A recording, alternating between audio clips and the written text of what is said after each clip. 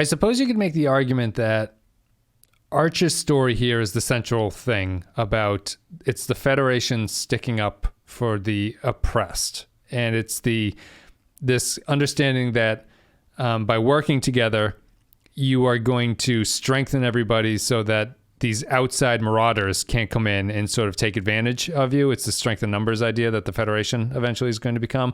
Mm-hmm.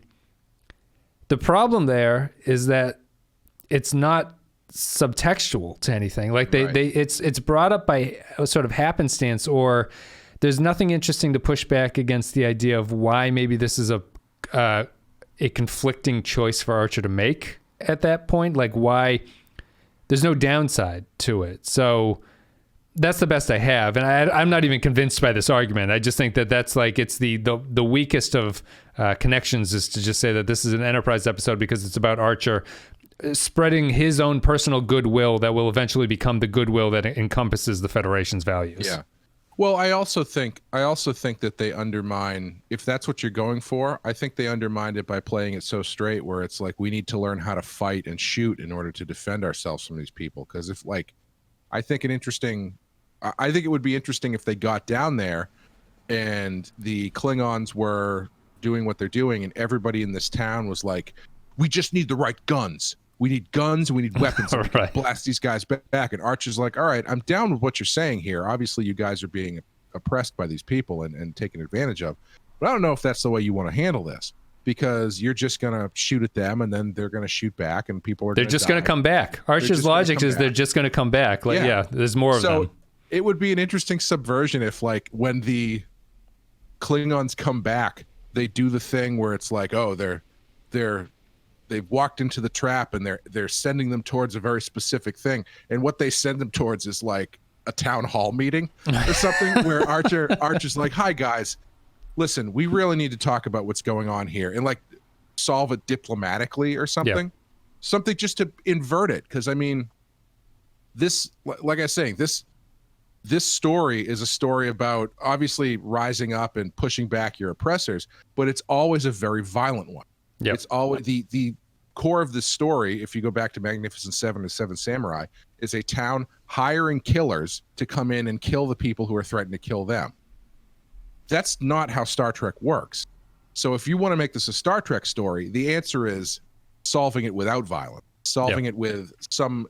If you're going for, oh, this is the future of Starfleet working together, that's how you end the story. You don't end the story by threatening to kill them and they run away. Yep. You end it by coming to some sort of diplomatic solution that works for everybody.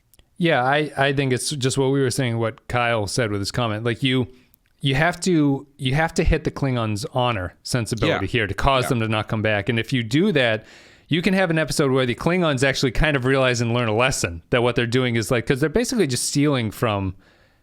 I would have to assume Klingons would see this as dishonorable in some way because they're not. Mm-hmm. They're not killing these people and taking their stuff, which I think the Klingons would see as honorable. Like that's a good way to go about things. They're just sort of enslaving them to make stuff for them, you know, and that's why I think it works better as a Ferengi story, because I think that feels more like a dark side of capitalism. If you want to go to that, like it's, you know, it's that kind of a thing.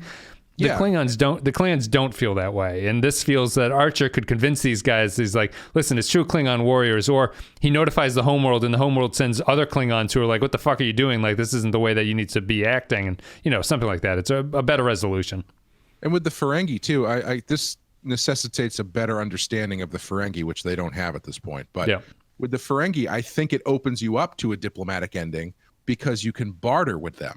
Right. So if you present the idea that the Ferengi are now backed into a corner, and now you're like, listen, I think if they had set it up that the village is missing something very vital to their survival, and also being oppressed by the Ferengi, and then the Ferengi have that thing that they need.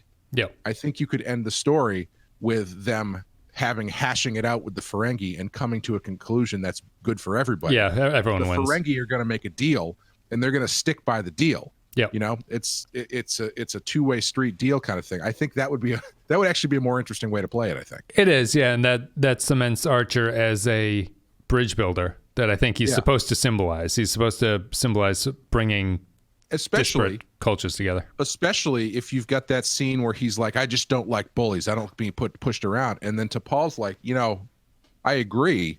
I think we need to help these people, but I think maybe we should think about the way we go about doing this. Yeah. Because is this a situation where you feel like you need to bring violence to the situation, or can we look at this a little bit more rationally and come up with a better solution that isn't just you flying off the handle and starting to shoot people? Yeah. Yeah. No, agreed. That's the big problem with it. I would say.